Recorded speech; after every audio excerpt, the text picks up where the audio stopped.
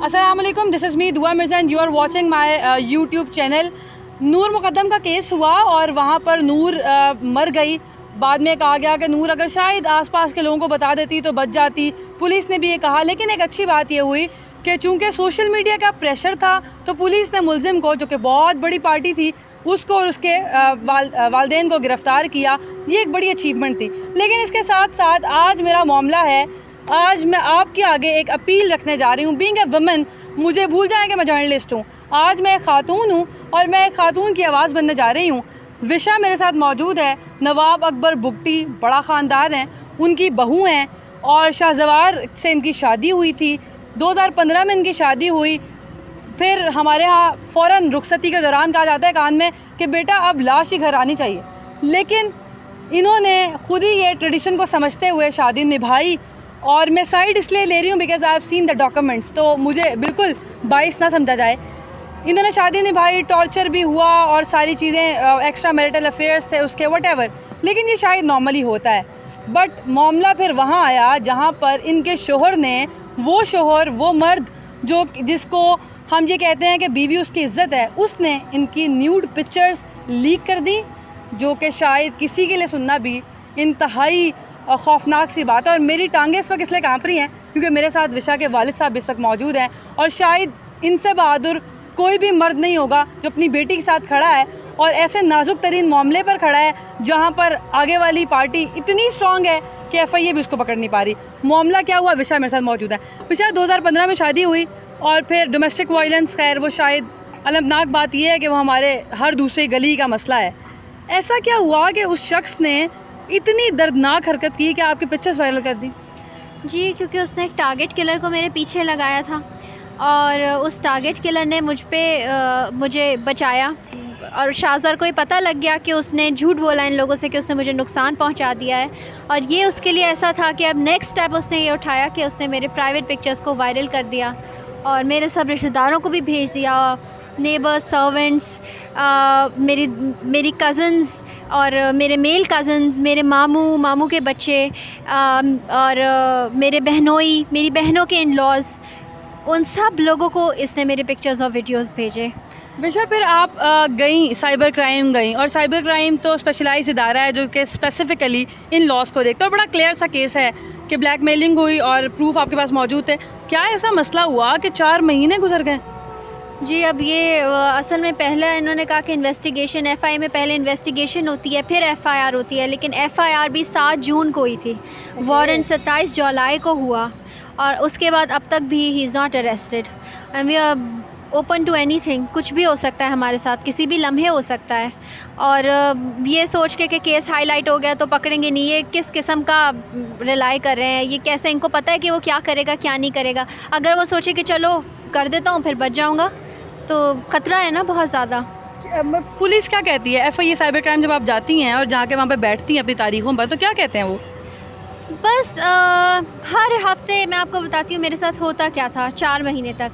Monday और Tuesday मुझे कहा जाता था कि मंडे को हमारे पास बहुत ज़्यादा केसेस होते हैं, हम बिज़ी होते हैं, हमारे पास टाइम नहीं होता। ट्यूसडे को ये कहा जाता था कि अभी हम देखते हैं आपका केस, और जैसे ही वेडनेसडे आता था तो अब नेक्स्ट वीक होगा।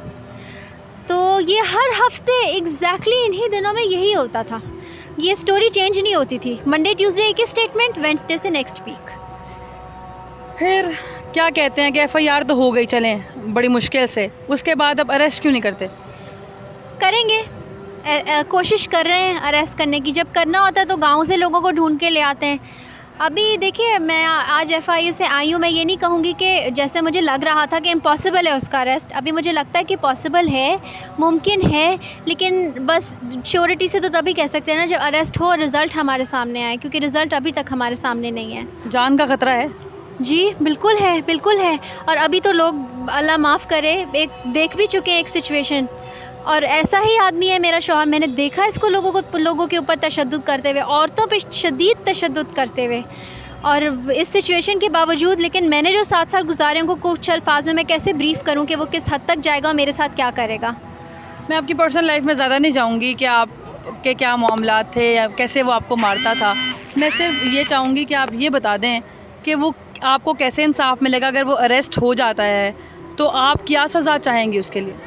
देखिए, ज़ाहिर जैसे और शाहज़वार जैसे लोगों की एक ही सज़ा है और कोई दूसरा ऑप्शन ही नहीं है हमारे पास, क्योंकि अगर हम ये सोच लेते कि ज़ाहिर ने जब तक नुकसान नहीं पहुंचाता तब तक तो अरेस्ट नहीं करते उसको, जब अरेस्ट कर लेते इंतज़ार किया, मतलब चलो वो तो पता नहीं लगी सिचुएशन, लेकिन अब जब वो जेल में जाएगा, अब नूर को तो मार दिया, अगर नूर ज़िंदा होती और वो जेल में जाती तो क्या नूर महफूज होती? क्या जेल से पॉसिबल नहीं है कि बाहर किसी को मरवा दिया जाए? लेकिन हाँ, स्टार्टिंग स्टेप तो लें, स्टेप 1 तो लें कि उसको अरेस्ट करें, ताकि हम केस की तरफ तो बढ़ सकें। हम तो लीगली चल रहे हैं ना हम, लेकिन लीगली एप्लीकेशन भी तो उसको अप्लाई भी तो करें, फिर इम्प्लीमेंट करें। नाज़रीन, बड़ा दर्दनाक सी सूरत हाल है। एक बड़ा सिंपल सा केस है, लेकिन इन्फ्लुएंस कितना है इस मुल्क में और प्रोटोकॉल सिस्टम कितना है वो आपने इससे जाना है। मैं कोई सनसनी नहीं फैला रही, मेरे साथ विशा के वालिद मौजूद हैं जो कि हर जगह इसके साथ खड़े हुए हैं, और जब इसने स्टेप लिया है, इसकी जान को ख़तरा है, इसकी छोटी सी एक बेटी है, और वो बेटी जब ये बच्चा देख रहा होता है, अनकॉन्शियसली देख रहा होता है, लेकिन वो बेटी क्या सबक ले रही होगी और जब वो थोड़ी सी बड़ी होगी उसके जहन में क्या होगा, उसका वालिद क्या था, उसने क्या क्या किया, ये बात की डिबेट्स हैं। अच्छा सर, ये बताइएगा कि आप बहुत बहादुर हैं कि आप इसके साथ खड़े हैं, क्या समझते हैं सिस्टम में क्या मसला है, क्या फ़्लॉ है, क्या देखा है? सिस्टम में जो सबसे बड़ा फ्लॉ है वो ये है कि ताकतवर के लिए और कानून है, और नहीं अंकल, आपने रोना नहीं, मैं भी आपकी बेटी हूँ, आपने रोना नहीं है, बिल्कुल भी रोना नहीं। आप बहुत बहादुर हैं, आप बहुत बहादुर हैं।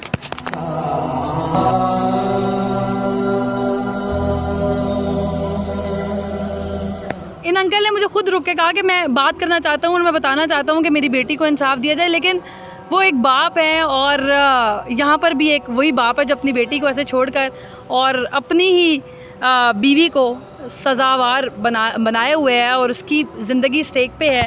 इनके वाले साहब बिल्कुल बात नहीं कर पा रहे, इसलिए मैंने कोई ब्रेकिंग न्यूज़ नहीं फैलानी, मैंने कोई सनसनी नहीं फैलानी, मैं सिर्फ वार्न कर रही हूँ उन तमाम इदारों को कि अगर एक नूर मुकद्दम के मरने से पूरे मुल्क में दहशतगर्दी फैली है, पूरे मुल्क की ख़वातीन अपने आप को इनसिक्योर महसूस कर रही हैं, तो ये एक विशा है जो भी ज़िंदा है और आपके इंसाफ की मुंतज़िर है। अगर इसको इंसाफ नहीं मिलता और खुदा न खास्ता इसके साथ कोई ऐसी हैपनिंग हो जाती है जिससे ज़िंदा नहीं बचती, या फिर इसका कोई ऐसा नुकसान हो जाता है जो नाकाबिले तलाफ़ी है, तो कसूरवार मैं भी हूँ, कसूरवार सुनने वाले भी हैं और कसूरवार वो इदारे भी हैं जिनके पास कुर्सियाँ तो मौजूद हैं, डेजिग्नेशन तो मौजूद हैं, लेकिन वो कुछ कर नहीं पा रहे। और ब्लैकमेलिंग से लड़कियां क्यों नहीं बोलती, फिर हम अक्सर पूछते हैं तफ्तीश में कि यार आपके साथ 17 साल से ब्लैकमेलिंग हो रही थी, आपने बताया क्यों नहीं? इसलिए नहीं बताया क्योंकि बताकर क्या हाल होता है, विषय इसकी लाइव एग्जांपल है। सो अगर आपके साथ कुछ हुआ है तो प्लीज़ रिपोर्ट लाजमी कीजिए ताकि वो रिकॉर्ड में आए और फिर ये पता चल सके कि कितने ज़्यादा केसेस हैं जो कि सॉर्ट आउट नहीं हो रहे। इसलिए आपने हार नहीं माननी, विशा की तरह मुकाबला करना है। इंशाल्लाह ये केस प्रोसीड होगा, केस मज़ीद चल रहा है and I am very hopeful कि इसकी जो है अरेस्ट वारंट जारी हो चुका है, अरेस्ट किया भी जाएगा और फिर जैसे मुलजिम ज़ाहिर को पकड़ा गया वैसे शाहज़वार बुगटी भी एक दफ़ा आएगा। अंकल आप कुछ कहना चाह रहे हैं? I am standing with my daughter till my death. इंशाल्लाह अंकल आप बहुत ब्रेव हैं, आप बहुत ब्रेव हैं, आपको इसी मुल्क से इंसाफ मिलेगा, इस मुल्क से ज़ाहिर को भी इंसाफ मिला है, बस नेग्लिजेंस है वो इंशाल्लाह आपकी आवाज़ से, इसकी आवाज़ से, और जब लड़कियां इन फ्रंट आएंगी तब भी ऐसा ही होगा। तो मेरी आप लोगों से अपील है कि प्लीज़ इस केस को हाईलाइट कीजिए और साथ साथ इदारों से मेरी अपील है कि खुदारा इस मुल्क के शहरियों को, इस मुल्क की बेटियों को अपना समझिए। आपकी बेटी के साथ खुदा ना खास्ता ऐसा कोई मामला हो सकता है तो इनको ऐसे लावारिस मत छोड़िए कि इनको मुल्क छोड़ना पड़े और फिर जब भी पाकिस्तान का नाम आए तो ये नज़रें झुकाए बैठे। ये हमारा मुल्क है और हमारे बड़ों ने इसके लिए बड़ी कुर्बानियाँ दी हैं। इंसाफ का बोलबाला होना बहुत ज़रूरी है। इमरान खान साहब इस पर खुद एक्शन लें और सॉर्ट आउट करें कि क्या मसला है। I have no words but I appeal for this case, I appeal for justice and I am very hopeful कि इंशाल्लाह ये केस प्रोसीड होगा। इस बाप की आहें अगर आपको सुनाई दी हैं तो लाजमी तौर पर आपका दिल भी कांपा होगा, किसी की भी बेटी हो सकती है। प्लीज़ इन्फ्लुएंसर्स के ख़िलाफ़ और इस मुल्क में जो लोग मुल्क का नाम बदनाम कर रहे हैं उनके ख़िलाफ़ आवाज़ उठाइए। Thank you.